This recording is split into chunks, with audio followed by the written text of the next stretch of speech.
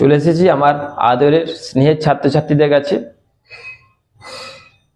একটু চাপের মধ্যে চলছি, তোমাদেরও বলে দিই এবং তোমরাও জানো যে আমি কি চাপের মধ্যে চলছি। জিই এডুকেশনে এই যে পার্ট, যে কোশ্চেন্সগুলো তোমাদের আজকে আপলোড করলাম, অর্থাৎ মেন্টাল হেলথ অ্যান্ড হাইজিন যে পার্টটা রয়েছে, এই কোশ্চেন্সগুলো যদি করে নিতে পারছো তাহলে আমি আশা রাখছি যে এই চ্যাপ্টার থেকে তোমাদের যে ভয়টা রয়েছে যে পাস করবে ফেল করবে, এই যে ভয়টা রয়েছে সেটা অনেকটা কেটে যাবে। ওকে, তো চলো দেখে নিই আজকে তোমাদের এই চ্যাপ্টারটা অর্থাৎ এই টপিকটার উপর কোন কোন কোশ্চেন তোমাদের জন্য এনে দিয়েছি। চলো,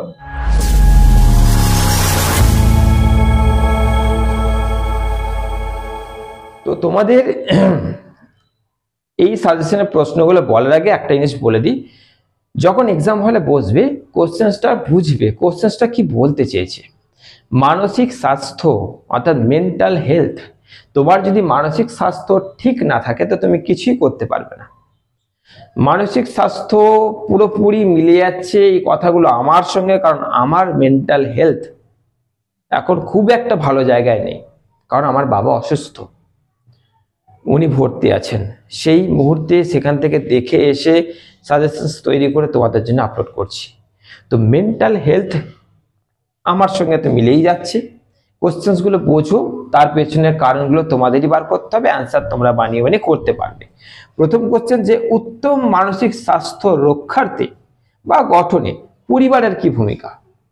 মানে একটা পরিবার উত্তম মানসিক স্বাস্থ্য তৈরি করছে, উত্তম মানসিক স্বাস্থ্য মানে খুব ভালো মেন্টাল হেলথ তৈরি করতে গেলে যোগ ব্যায়াম আছে, ভালো জায়গায় ঘোরা বলো, ভালো মানুষের সঙ্গে মেশা বলো, একটু নিজেকে ওয়েল এডুকেটেড করা বলো, মর্নিং ওয়াক বলো, যাই বলো, ভালো খাবার দাবার বলো, এই যে জিনিসগুলো যদি রাখা হয় তাহলে জানবে যে সেই মানুষটা হচ্ছে মানে উচ্চ মানসিক স্বাস্থ্য সম্পন্ন কোনো ব্যক্তি।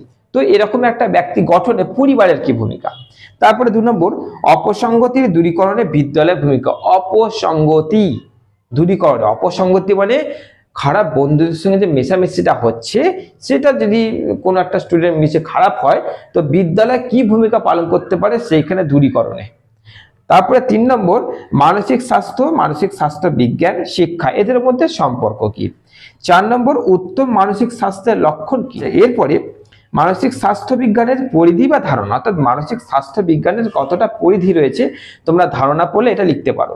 এরপরে মানসিক স্বাস্থ্য বিজ্ঞানের উদ্দেশ্য ও বিধিগুলি আলোচনা করো, অর্থাৎ মানসিক স্বাস্থ্য বিজ্ঞানের উদ্দেশ্য কি এবং এর বিধিগুলি আলোচনা করো। এরপরে অপসঙ্গতির বিভিন্ন ধরন ও কারণ, অপসঙ্গতির যে বিভিন্ন ধরন অর্থাৎ প্রকারভেদ এবং অপসঙ্গতির কারণটা কি। তারপরে দেখো সঙ্গতির ক্ষেত্রগুলি এবং বিধানের প্রয়োজনীয়তা, অর্থাৎ সঙ্গতির যেসব ক্ষেত্রগুলো আছে সেগুলো আলোচনা করো এবং এর বিধানের প্রয়োজনীয়তা কি সেটাও তোমাদের আলোচনা করতে হবে। নেক্সট তোমাদের করবে যথার্থ সঙ্গতির ক্ষেত্রে পরিবারের ভূমিকা কি। যথার্থ সঙ্গতির ক্ষেত্রে একটা পরিবার কি ভূমিকা পালন করতে পারে। এই কটা তোমাদের অর্থাৎ 9টা কোশ্চেন্স তোমাদের দিলাম, এই কটা কোশ্চেন্স করলেই তোমাদের কিন্তু মেন্টাল হেলথ অ্যান্ড হাইজিন এই পার্ট তোমাদের কমপ্লিট হচ্ছে।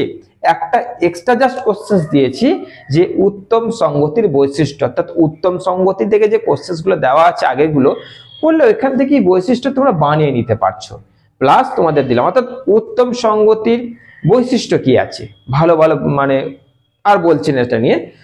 তো এই যে কটা কোশ্চেন্স তোমাদের দিলাম এই কটা কোশ্চেন্স তোমরা করো, এই পার্টটা থেকে তোমাদের চিন্তা শেষ।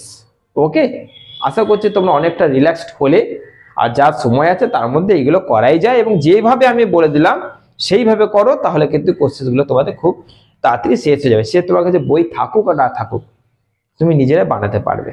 তো চলো বেশি আর কথা বলছি না, ভালো থেকো, সুস্থ থেকো।